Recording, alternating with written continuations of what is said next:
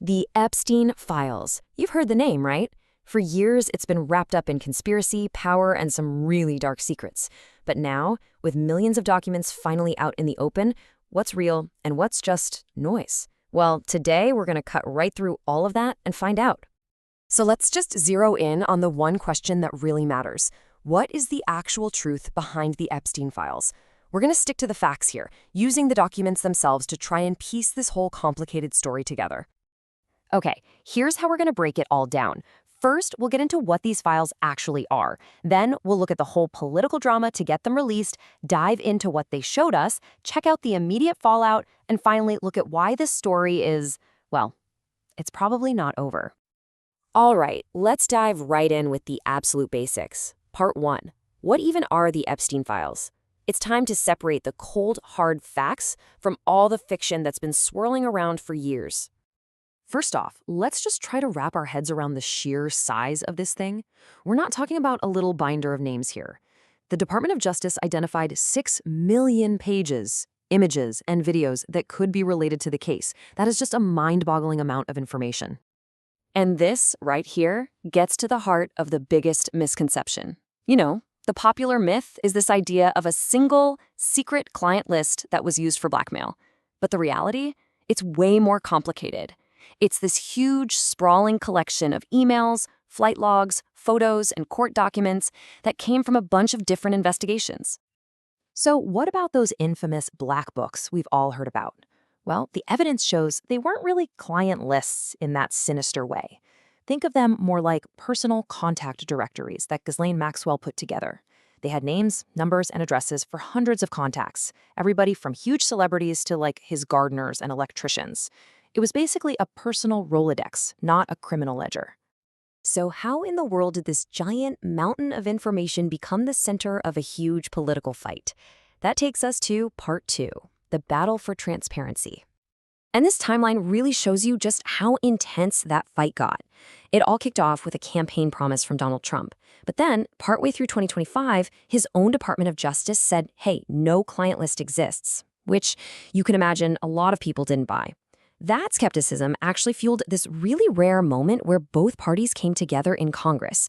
They used this special procedure to force a vote, and boom, the Epstein Files Transparency Act passed almost unanimously. Trump signed it into law the very next day.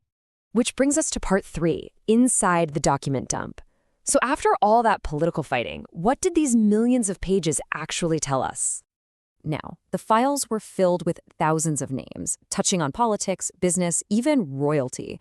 But and this is super important to understand, for most of them, just being mentioned in a document did not mean they were accused of any wrongdoing in those files. It's a crucial distinction. But the documents did reveal the kind of conversations that were happening. Take this email from 2013, for example. It's from billionaire Richard Branson to Jeffrey Epstein, inviting him to his private island and signing off with, "As long as you bring your harem."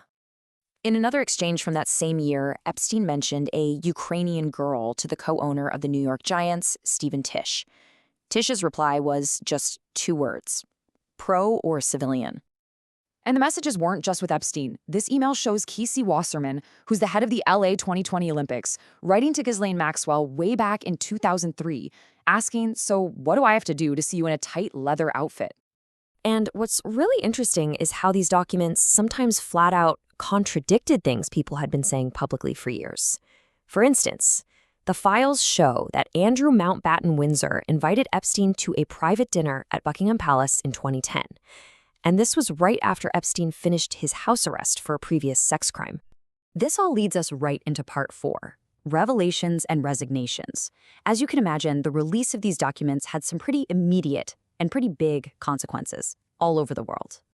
You know, one of the biggest bombshells was finding a draft of a federal indictment from 2007. It was against Epstein and 3 of his assistants, but here's the kicker. Prosecutors at the time just never went forward with it. Finding this raised all sorts of new, profound questions about why Epstein got such a lenient deal in his original Florida case. The professional fallout was like a domino effect, and it was global. In Slovakia, the national security advisor resigned. Over in Britain, a high-profile politician, Peter Mandelson, left his party and the House of Lords. And in Sweden, the chair of a UN refugee agency, Joanna Rubinstein, stepped down after it came out she had visited Epstein's island. But, and this is a huge but, the release process itself had this absolutely catastrophic failure that caused just an immeasurable amount of harm. The way they blacked out text digitally was faulty. Anyone could just copy and paste the black boxes and see the text underneath. This exposed the full names of at least 43 victims, leading their lawyers to call it, and I'm quoting here, the single most egregious violation of victim privacy in one day in United States history. Just devastating. And that brings us to our final section, an unfinished story. Okay, so after the documents were dumped and the resignations happened, where exactly are we right now?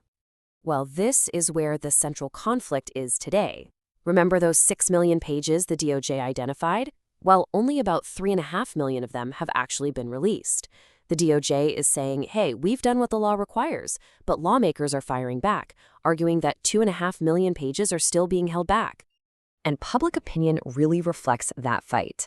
A CNN poll from January 2026 shows this deep level of skepticism. You've got 2/3 of Americans believing the government is holding back information, and only a tiny 6% are actually satisfied with what's been released. That's a huge trust gap. And yet, despite all the public anger and the millions of pages of documents, the official word from the Justice Department is pretty final.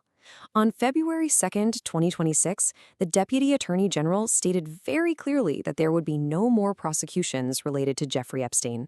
Which leaves us with this one last, really crucial question.